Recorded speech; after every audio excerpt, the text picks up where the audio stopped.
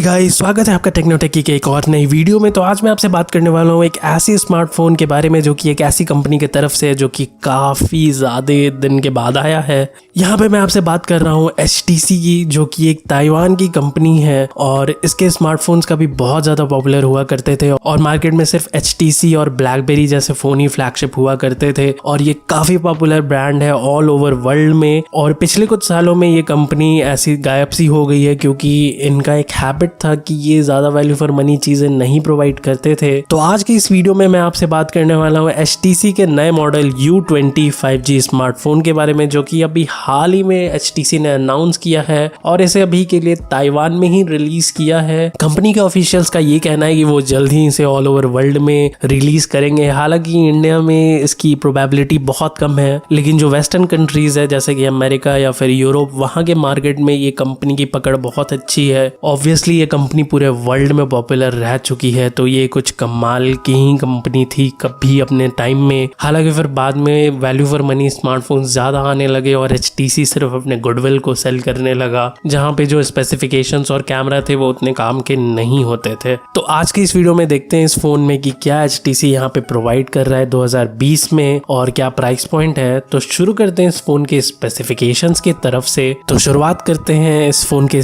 Processor से। तो यहाँ पे हमें मिलता है स्नैपड्रैगन का 765G प्रोसेसर। दोस्तों ये एक 7 नैनोमीटर पे बेस्ड प्रोसेसर है, जहाँ पे जो क्लॉक स्पीड है वो है 2.4 गीगाहर्ट्ज की और ये एक ऑक्टा-कोर प्रोसेसर है। इसके साथ यहाँ पे हमें एड्रीनो का 620 GPU मिल जाता है, तो ये भी काफी कमाल का पैकेज है। यहाँ पे मेरे ख्याल से ये गेमिंग में उतना कोई इशू नहीं होगा। यहाँ पे आगे बढ़ते हैं इस फोन के डिस्प्ले की ओर। तो यहाँ पे हमें मिलता है एक 6.8 इंचेस का 2400 into 1080p रेजोल्यूशन का फुल HD प्लस डिस्प्ले और इस डिस्प्ले में आपको एक पंच होल कैमरा में मिलता है और यहाँ पे जो फ्रंट कैमरा है वो काफी अच्छे से एम्बेडेड है पंच होल में, as in top left side में। और यहाँ पे जो कैमरा की रेजोल्यूशन है वो है 32 मेगापिक्सल्स की। डिस्प्ले की जो एस्पेक्ट रेशियो है वो है यहाँ पे 20:9 की। और अगर कैमरा की बात शुरू हो ही गई है फ्रंट कैमरा की, तो मैं बढ़ता हूँ इस फोन के मेन कैमरा की ओर। तो यहाँ पे जो मेन कैमरा है वो यहाँ पे एक क्वाड कैमरा का सेटअप है, जहाँ पे जो मेन कैमरा है वो 48 मेगापिक्सल का सेंसर है f1.8 अपर्चर के साथ में। दूसरा यहाँ पे एक और कैमरा है जो कि 8 मेगापिक्सल का वाइड लेंस है f2.2 अपर्चर के साथ में। और जो यहाँ पे तीसरा कैमरा है वो यहाँ पे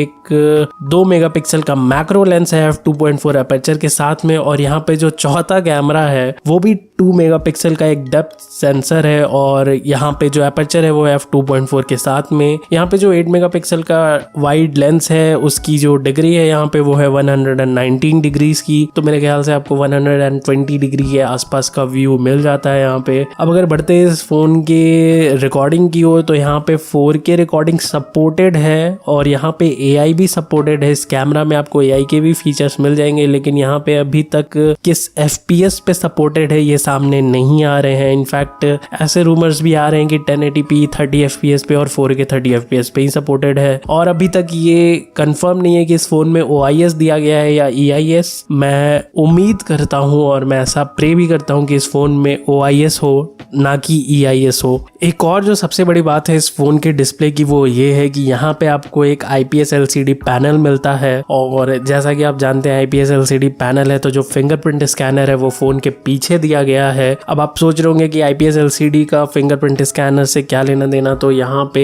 एक्चुअली में जो इन डिस्प्ले फिंगरप्रिंट स्कैनर होते हैं वो LCD में उतने अच्छे से अभी तक सेट नहीं हो पाए हैं और ज्यादा यहाँ पे काम नहीं किया गया है। वो अभी तक एक AMOLED या फिर OLED डिस्प्ले में ज्यादा बेटर काम करते हैं। तो बेसिकली जहाँ पे LCD पैनल्स दी जाती है वहाँ पे आपने देखा होगा कि जो डिस्प्ले में फिंगरप्रिंट स्कैनर है वो नहीं दिया जाता है, वो कहीं और दिया जाता है। अब इस फोन की जो एक और सबसे बड़ी प्लस पॉइंट है 2020 में वो ये है कि ये फोन 5G है। अब इंडिया में तो 5G अभी तक रिलीज नहीं हुई है, लेकिन बहुत सारे कंट्रीज में 5G रिलीज हो चुकी है। इस फोन में आपको 8GB का रैम मिलता है और 256GB की स्टोरेज मिलती है। इसके अलावा यहाँ पे कोई वेरिएंट नहीं अभी तक पब्लिश की गई है और ये आज के जमाने में मेरे ख्याल से सफिशिएंट है। इसके साथ साथ यहाँ पे माइक्रो SD कार्ड का भी सपोर्ट मिलता है और जो फोन है वो डुअल सिम सपोर्ट करता है। यहाँ पे नैनो सिम लग सकती है। सिम ट्रे की कोई डिटेल्स अभी तक सामने नहीं आई है, तो मेरे ख्याल से यहाँ पे डुअल नैनो सिम और माइक्रो SD कार्ड में होप कर रहा हूँ कि यहाँ पे एक डेडिकेटेड माइक्रो एसडी का स्लॉट मिलेगा, या फिर आपको वही जो सेटअप होता है कि या तो आप 2 सिम यूज कर सकते हो या फिर एक माइक्रो एसडी कार्ड और एक सिम, वैसा कुछ सेटअप मिलेगा। अब इन सब के बाद यहाँ पे अगर हम इस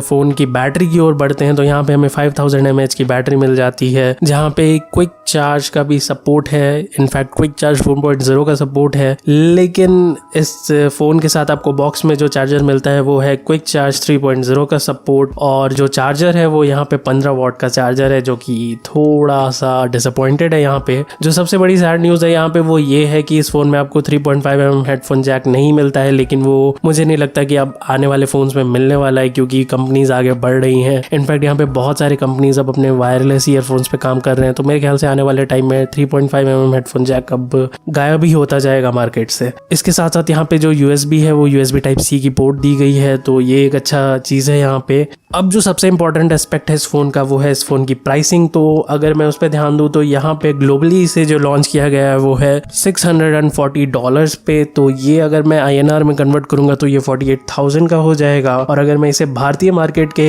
एस्पेक्ट से देखूं तो ये यहाँ पे इस प्राइस पॉइंट पे तो बिल्कुल भी नहीं चलने वाला है। हालांकि चल भी सकता है, क्योंकि अभी जो सेंटिमेंट्स है वो थोड़े ऐसे कंपनीज के तरफ ज्यादा हैं जो कि एक पार्टिकुलर कंट्री से एसोसिएटेड नहीं है, तो शायद ये काम कर जाए। लेकिन यहाँ पे इस कंपनी की जो कैमरा है, इनफैक्ट इस फ़ोन की जो कैमरा है उसे काफ़ी अच्छा परफॉर्म करना होगा, क्योंकि यहाँ पे जो लास्ट कुछ फ़ोन्स HTC के आए थे उनके कैमराज उतने प्रॉमिसिंग नहीं थे। हाँ, अगर कोई HTC से देख रहा है और अगर ये इंडिया में लॉन्च होने वाला है तो मैं सजेस्ट करूँगा कि इस फ़ोन को अगर 30,000 के प्राइस पॉइंट के आसपास यहाँ पे लॉन्च किया जाए तो ये बहुत ही बड़ा एक धमाल मचा सकता है इंडिया में। और ऐसी बात नहीं है कि भारत में इसे कोई खरीदेगा नहीं, HTC एक बहुत ही पॉपुलर ब्रांड रह चुका है इंडिया में भी। इनफैक्ट HTC और ब्लैकबेरी के फोन अगर अभी भी लॉन्च हो जाए तो यहाँ पे हाथों हाथ बिकने लगेंगे। तो मेरे ख्याल से ये अगर $400 जो कि 30,000 के आसपास के प्राइस पॉइंट पे आती है तो काफी कमाल की फोन हो सकती है। और ऐसा कुछ नहीं है कि इस फोन में आपको कुछ खराब मिल सकता है, क्योंकि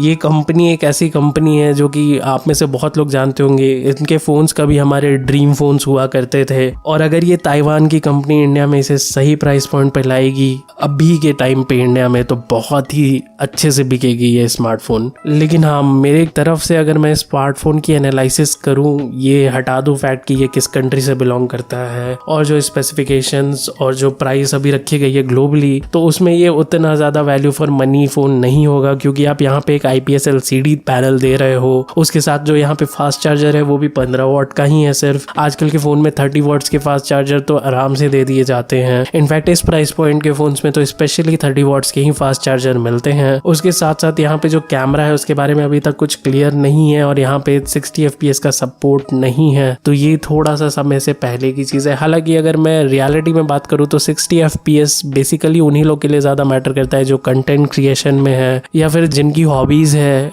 वीडियोस को शूट करना और उन्हें सेव करके या स्टोर करके शेयर करना, तो वहाँ पे इन लोगों के लिए ज़्यादा मैटर कर सकता है। लेकिन हाँ, यहाँ पे कुछ कुछ चीज़ें इस फ़ोन में लैकिंग है, लेकिन ये फ़ोन फिर भी एक बहुत अच्छा पैकेज है अगर ये सही प्राइस पॉइंट पे लॉन्च हो तो। आपका क्या सोचना है इस स्मार्टफोन के बारे में मुझे कमेंट में ज़रूर बताइएगा। और अगर ये वीडियो थोड़ा भी इन्फॉर्मेटिव और हेल्पफुल लगा तो वीडियो को लाइक ज़रूर कीजिएगा और जाते जाते चैनल को सब्सक्राइब करना बिल्कुल भी मत भूलिएगा अगर आपका ऐसे ही कंटेंट में इंटरेस्ट है तो। और इस वीडियो को ज़रूर शेयर कीजिएगा अपने फ्रेंड सर्कल में, अपने फैमिली के सर्कल में, और सब्सक्राइब करते वक्त नोटिफिकेशन बेल ज़रूर ऑन कीजिएगा, जिसकी मदद से आपको अगली वीडियोज़ की नोटिफिकेशन सबसे पहले मिलेंगी और आप उसे टाइम पे देख पाओगे और आपको चैनल के भी फ्यूचर अपडेट्स मिलते रहेंगे। तो इस वीडियो में अपना समय देने के लिए बहुत बहुत शुक्रिया। मैं आशा करता हूँ कि आपको ये वीडियो अच्छा लगा होगा और मैं आशा करता हूँ कि अब आपसे मिलूंगा अपने अगले वीडियो में। तब तक के लिए अपना ख्याल रखें।